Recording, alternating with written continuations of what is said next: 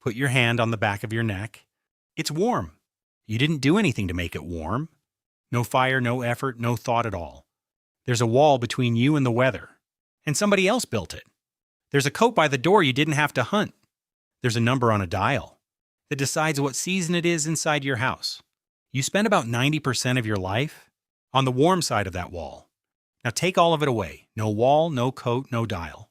Just skin and weather that wants the heat back. The clock you're on then is measured in hours. Not days, hours. And for almost all of the time humans have existed, that was the starting condition. If you were dropped into that world tonight, you probably wouldn't finish the week. Not because you're soft, and not because you're slow. Because being clever isn't the same as being warm. And yet somebody got through it. Every single person standing behind you in your family line, going back further than you can count, made it to spring. Every one of them, every year, without exception. That's not a story about them. You're the proof. So how does a naked tropical animal survive a frozen world? There are 3 answers, and we used all 3. The first one you already guessed. You put something between you and it. The second one you can walk inside right now. You build around it. The third one is the strange one. Some people didn't cover the cold and didn't hide from it. They burned it off from the inside. We'll come back to that, because it's the only one of the 3 that's still sitting inside your body tonight. And you've already met it. There's someone you know who wears a t-shirt in February and says they're fine. You assumed they were showing off. They probably weren't. Start with the answer you already guessed. You put something between your skin and the air. Simple except for one problem. Fur rots, hide rots, thread rots. The first coat anybody ever made is long gone, and it was never coming back. So we shouldn't be able to date it at all. We date it with lice. There are 2 kinds of lice that live on a human being. One lives in your hair. The other one can't live in hair at all. It lives in clothing, and it only crawls onto skin to feed. That second kind couldn't exist before clothing existed. So somebody sequenced them both and asked when the 2 split apart.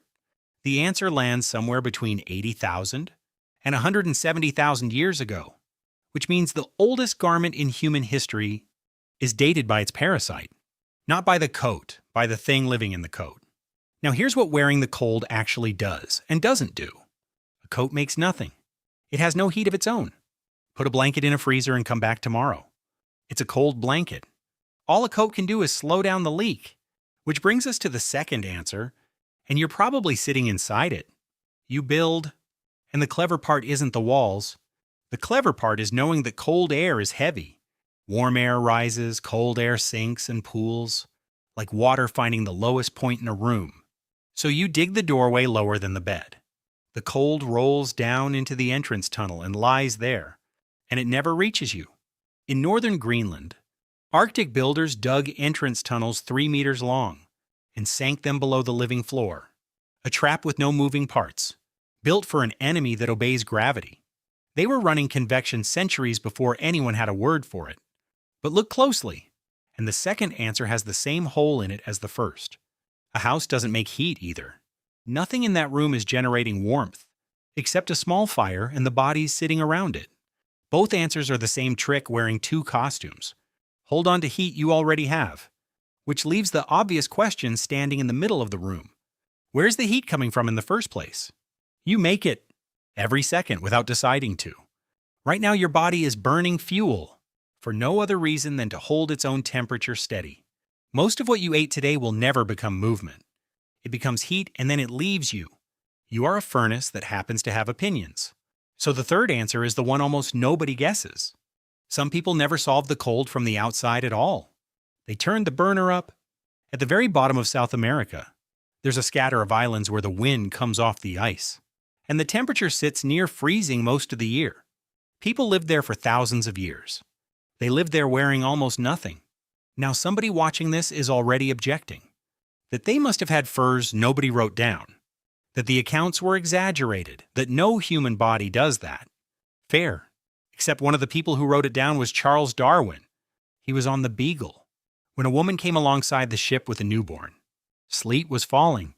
It landed on her bare chest and on the baby's bare skin, and it melted there. And she stayed where she was. The Yagin weren't tougher than you. They were running different hardware. When their metabolism was measured, some were burning at up to 160% of the resting rate of a European who was already adapted to cold. And they weren't shivering to do it. Shivering is the cheap emergency version. It's your muscles flailing to make friction, and it costs you everything. They were producing heat while sitting completely still. The tissue that does that has a name: brown fat. Not the fat you're thinking of. That kind is a warehouse, it stores. Brown fat is the opposite.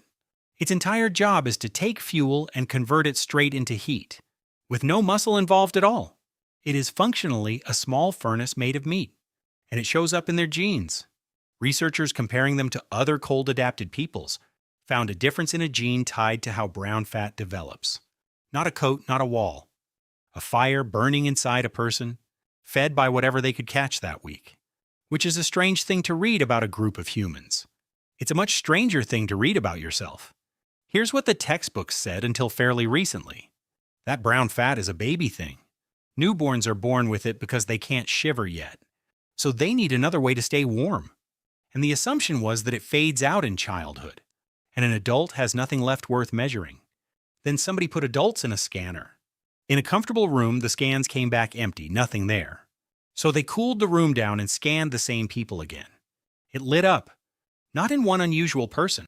In 23 out of 24. The furnace was there the entire time.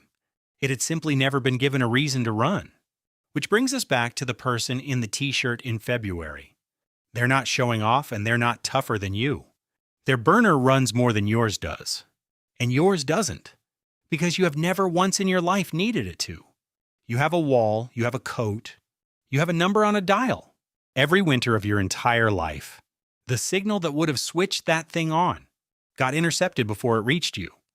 Not by weakness, by a machine on the wall doing exactly what we built it to do. So here's what actually happened. We didn't beat the cold. We built something so good at holding heat that the body stopped being asked to make any. Every wall we ever put up was a message that never got delivered. The furnace didn't fail, it was never called. We traded a fire we carried inside us for a number on a wall, and nobody ever told us that was the trade. Put your hand on the back of your neck again. Still warm. Somewhere under it there's a furnace your ancestors ran on, sitting cold and fully assembled. It isn't broken, it isn't gone. It's just waiting for a winter that never comes.